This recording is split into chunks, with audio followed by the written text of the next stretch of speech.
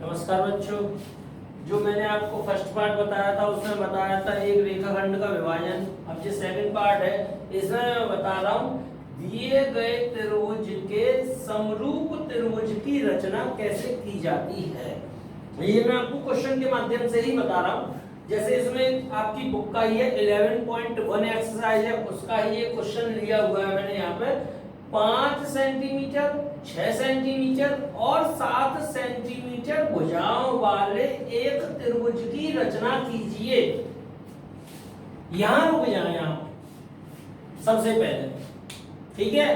जो आपको त्रिभुज बनाना है सबसे पहले तो आप वो त्रिभुज बना लीजिए जिस त्रिभुज के बारे में आपसे बात करी जा रही है। आपसे बात करी जा रही है त्रिभुज 5 सेंटीमीटर, 6 सेंटीमीटर और 7 सेंटीमीटर भुजाओं का एक त्रिभुज। तो त्रिभुज बनाना आप लोग जानते हैं, आपने 9th में सीखा है। मैं फिर भी एक बार बता रहा हूं आप त्रिभुज कैसे बनाएंगे। सबसे बड़ी भुजा 7 सेंटीमीटर को आप नीचे ले लीजिए,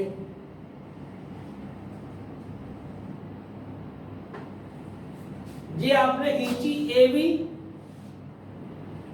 7 सेंटीमीटर की। इसके बाद आप अपने कंपास में स्केल से 7 सेंटीमीटर तो ले चुके हम, अब बचिए 5 और 6। तो आप 5 सेंटीमीटर की पहले डिस्टेंस लीजिए, कंपास में ऐसे स्केल पे लगाइए और 5 सेंटीमीटर की डिस्टेंस लेके और 5 सेंटीमीटर का आर्क ए से लगा दीजिए। सपोज दैट ये आर्क आ रहे हैं ऐसे, ठीक है। जब ये ए से आर्क आपने लगाया 5 सेंटीमीटर का, तो 7 भी हो चुका आपका, 5 भी हो चुका आपका, अब बचा है 6। तो 6 सेंटीमीटर की डिस्टेंस लीजिए आप कंपास में अपनी में, और 6 सेंटीमीटर का जो आर्क लगेगा वो लगेगा बी से। दोनों आर्क लगा दिया आपने, ये दोनों आर्क एक दूसरे को पॉइंट सी पर काट देंगे, ठीक है। जब ये दोनों आर्क एक दूसरे को पॉइंट सी पर काट देंगे, उसके बाद आप पॉइंट सी को ए और बी से मिला देंगे। इस प्रकार आपका त्रिभुज एबीसी बन जाएगा। देखिए मैं मिला रहा हूं,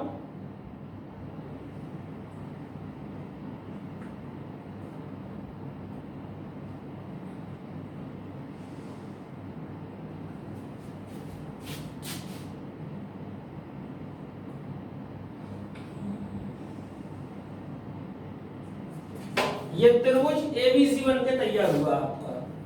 जब ये त्रिभुज एबीसी बन गया, यानी कि हमने क्वेश्चन कहां तक कर लिया कि 5 सेंटीमीटर, 6 सेंटीमीटर और 7 सेंटीमीटर भुजाओं वाले एक त्रिभुज की रचना कीजिए। कर ली रचना। ये 7 सेंटीमीटर दी हुई है आपको, ये आपको 5 सेंटीमीटर दी हुई है, और ये आपने 6 सेंटीमीटर ले ली, ठीक है। अब इसके तत्पश्चात जैसा कि मैंने आपको जो है लाइन सेगमेंट यानी कि जो रेखा विभाजन किया था, रेखाखंड का विभाजन, उसी प्रकार इसमें भी वही प्रक्रिया उपयोग में लाई जाती है। आपको क्या करना है, आपको बिंदु ए से नीचे एक किरण खींच लेनी है।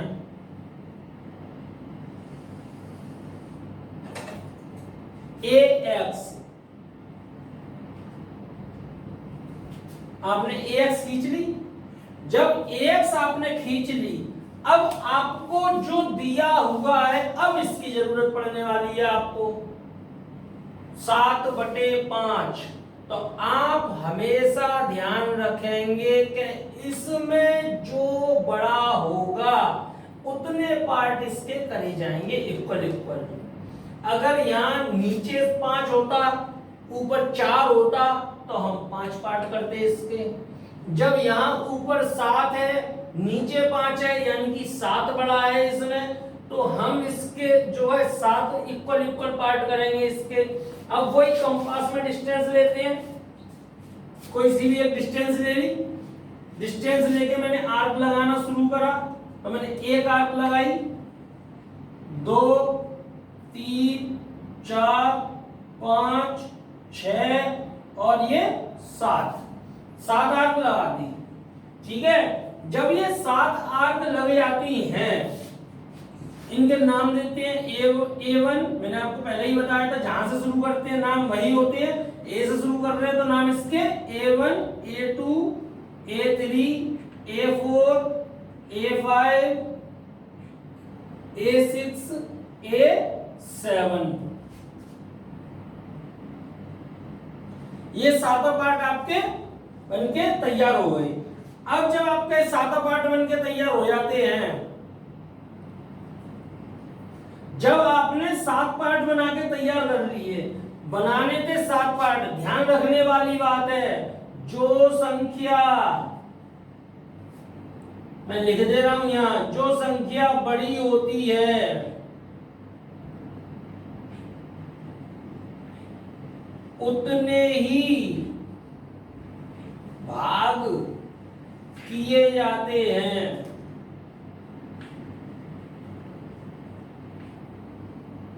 पहला पॉइंट तो जीरा। अब दूसरा पॉइंट है इसका, जो संख्या हर होती है, हर होती है, वही बी बिंदु से मिलाई जाती है।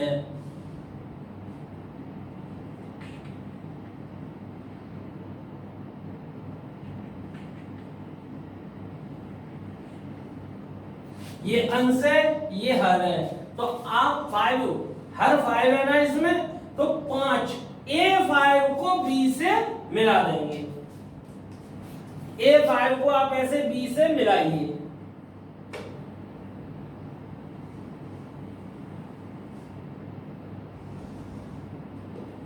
ये A5 को मैंने B से मिला दिया।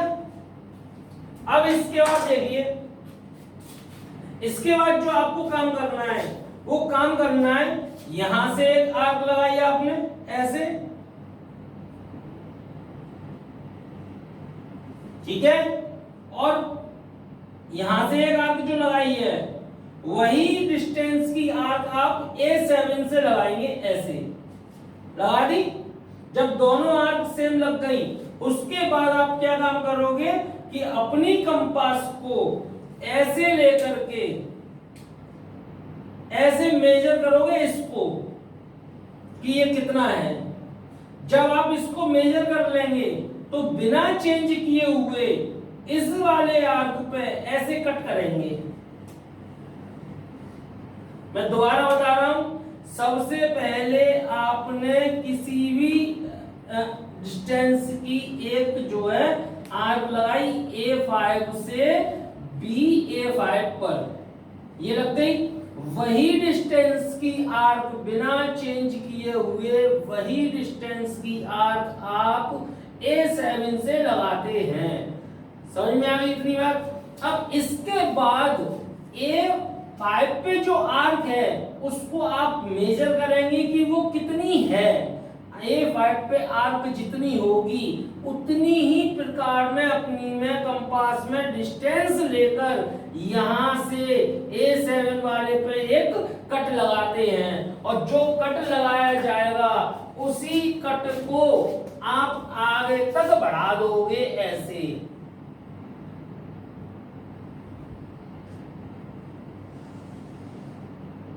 ये बढ़ा दिया। अब चूंकि आप देख रहे हैं कि आगे निकल गया है ट्रायंगल ABC, ये है, और ये तो आगे निकल गया है, तो कोई बात नहीं है, इसको हम ऐसे आगे बढ़ा के इससे मिला देते हैं। ये पॉइंट बनता है B'। ये कौन सा पॉइंट है? B'। अब जो काम हमने यहां किया हुआ है वही काम हमें ऊपर करना होता है कि हम यहां एक आर्क लगाते हैं, यहां आर्क लगाई, ठीक है, और एक आर्क लगाई यहां। फिर हमने इस आर्क को मेजर करा कि ये आर्क कितनी आ रही है। जब इस आर्क को मेजर कर लिया उतनी ही आर्क का एक कट लगाया यहां।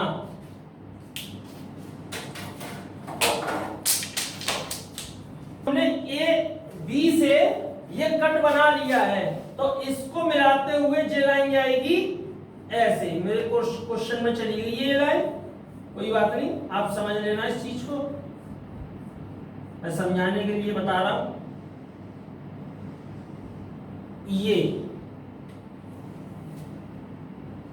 कुछ इस प्रकार जाएगी ये लाइन, ठीक है। जब ये लाइन इस प्रकार जाएगी वो, और फिर वहां से आपकी जो लाइन जे सी वाला पॉइंट है इसको आप उससे मिला देंगे।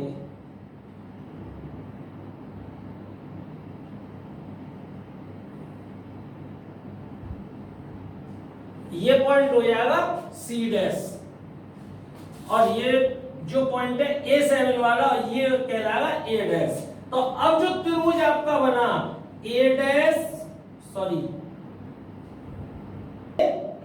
B डैश C डैश, ये तो यही है, B dash C dash change हुए हैं, तो A B डैश और C डैश समझ में आ रहा ना। ये नीचे का कुछ नहीं है, नीचे का तो सिर्फ बनाने के लिए था, नीचे का ट्रायंगल नहीं है, ट्रायंगल ऊपर देखिए A B dash C dash, ये ट्रायंगल है ऊपर वाला। तो जो ये ट्रायंगल है, ये ट्रायंगल ABC का 7/5 गुना है।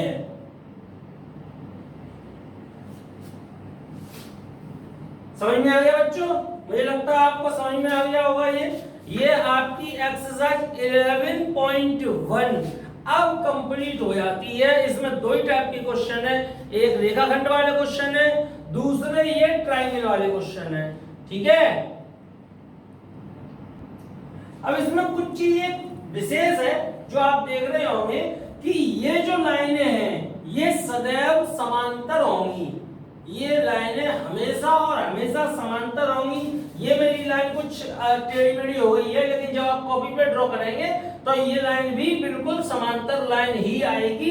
ये मतलब C dash B dash BC के समांतर होगी तथा A5 B A7 B dash के समांतर होगी। ये दोनों लाइनें समांतर होती हैं। और एक और विशेष ध्यान देने वाली चीज है कि जो ट्रायंगल होता है, ये जो भुजसंगत भुजाओं की 7/5 गुनी है, जैसे 7/5 गुना लिखा है, तो जब ऊपर अगर बड़ा नंबर होगा, मैं इसको भी लिख दूं तो आप ध्यान रखेंगे, ऊपर जिसको हम अंश बोलते हैं, अंश यदि बड़ा होगा तो बनने वाला त्रिभुज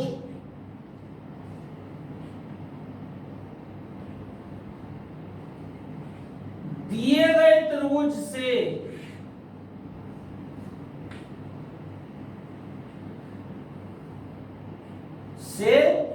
बड़ा होगा तथा यदि अंश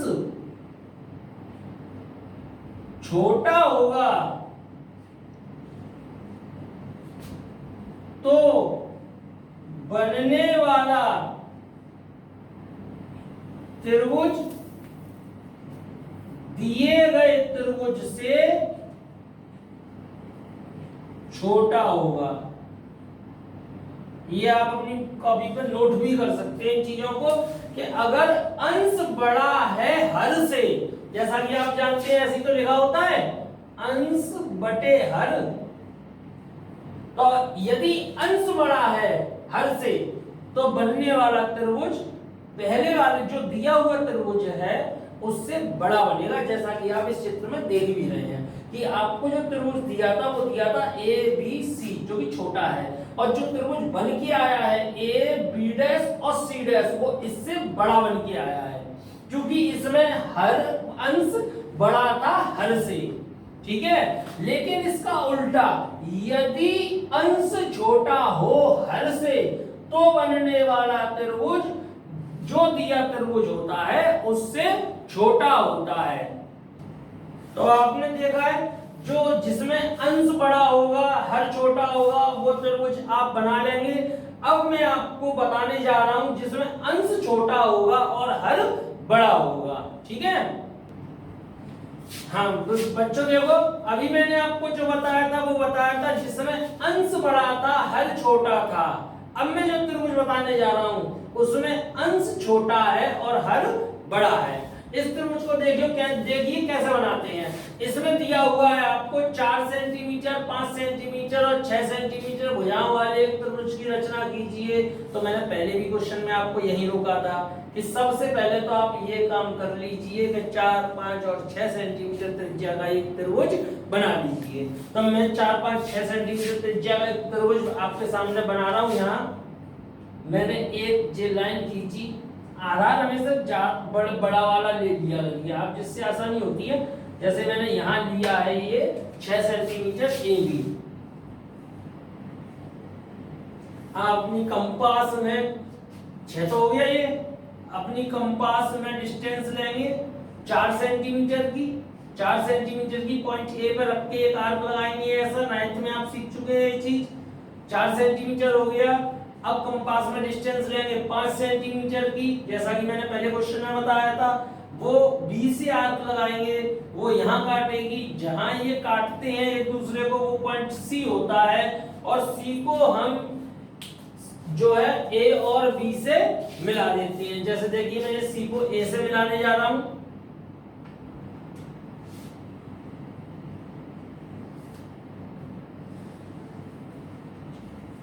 सी को ए से मिलाया, ये ए सी बन गई। और अब मिला रहा हूं मैं बी को सी से।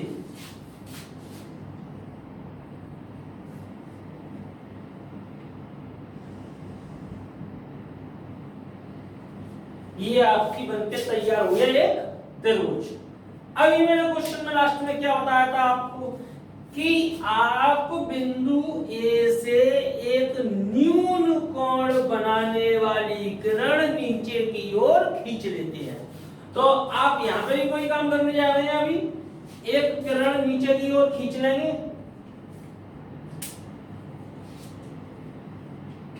पॉइंट ए से। न्यून कोण होना चाहिए, ध्यान रखिए वो कोण हमेशा 90 से छोटा होना चाहिए। ये बना दी मैंने AX, एक किरण बनाई है। अब इसमें जो है मैंने आपको बताई थी कि जो नीचे पार्ट करे जाते हैं वो पार्ट हमेशा हल्के करे जाते हैं, ना कि अंश के। जैसा मैंने पीछे वाले क्वेश्चन में ही बताया था, उसमें भी मैंने जो पार्ट करे थे वो बड़े वाले पार्ट करे थे। जो नंबर बड़ा होता है उसके पार्ट करे जाते हैं। इसमें ऐसा कुछ जरूरी नहीं है कि अंश के ही पार्ट करने हैं कि हर के ही पार्ट करने हैं। आप जो नंबर आपके सामने बड़ा होता है आप उसके पार्ट करते हो। अब इसमें उसमें क्या क्वेश्चन था, जैसे शायद मुझे ध्यान है 7/5 था, तो हमने 7 पार्ट करे थे। अब इसमें 2/3 है तो 3 पार्ट करेंगे। जो नंबर बड़ा होता है हम उसके उतने ही पार्ट करते हैं। तो मैं कंपास में एक इक्वल डिस्टेंस लूंगा, डिस्टेंस लेके आर्क लगाऊंगा 2, 3। 2/3 है, 3 बड़ा नंबर है तो 3 पार्ट कर लिए। नाम दे दिया इनको A1, A2 और A3। जो पार्ट हो जाते हैं अब हम क्या करने वाले हैं, मैंने आपको बताया था सबसे लास्ट वाले को B से मिला देंगे। ये A3 को मैं B से मिलाने जा रहा हूं।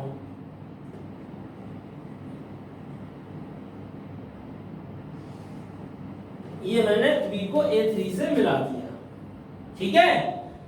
अब जब मैंने A3 को B से मिला दिया, यहां कंपास में डिस्टेंस लेके ऐसे आर्क लगाएंगे।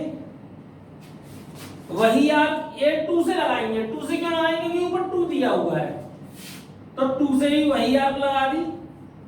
अब इसको मेजर करेंगे, कंपास से मेजर करना मैंने आपको बताया था, ऐसे करके मेजर करते हैं इससे। जब आप इसको मेजर करोगे तो जितनी कंपास में मेजरमेंट आता है वही यहां कंपास लगा के ऐसे आर्क लगाते हैं। ऐसे अब मेरे हाथ की तरफ देख रहे होंगे, ऐसे आर्क लगाना है आपको। ये कंपास है और ऐसे आर्क लगाना है, तो जी आर्क ऐसे लगेगी, ठीक है। जब जी आर्क लग जाती है तो इसको हम आर्क को मिलाते हुए गलत मिला रही हो वो, तुम समांतर बाद में बताना। पहले जे पॉइंट 2 है इनको मिला दो, बाद में कह देना कि ये पैरेलल लाइन ही में भाई सही सामान नहीं है इसलिए। मैं सही का दूंगा पैसा दे, मैं का दूंगा।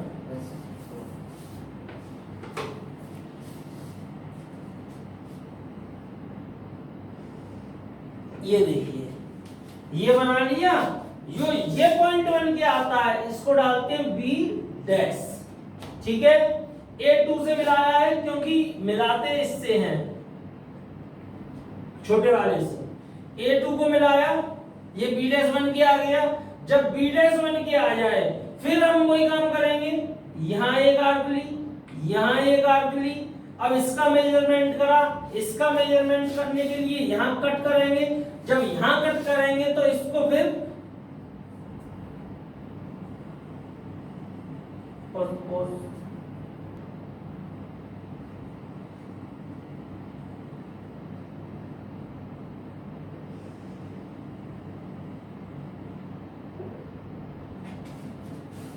देखिए, जब मैंने ये ली, इसका मेजरमेंट, इसको आर्क लगाई, फिर बी से यहां आर्क लगाई, जो मेजरमेंट इसका करा, फिर उतनी डिस्टेंस कंपास में लेकर यहां कंपास की निडल रख के और पेंसिल से यहां कट लगाया। तो जहां कट लगाएंगे उसको बी से मिलाते हुए, बी डैश से मिलाते हुए एक लाइन खींचेंगे जो सी डैश बना के देता है हमें। तो ये त्रिभुज जो आपके सामने दिख रहा है अब, अतः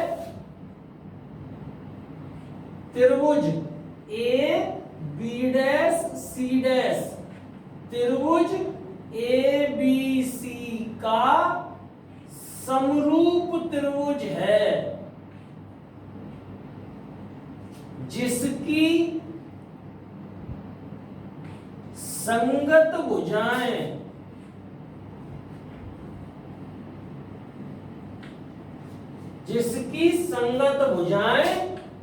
त्रिभुज ए बी सी की 2/3 गुनी है।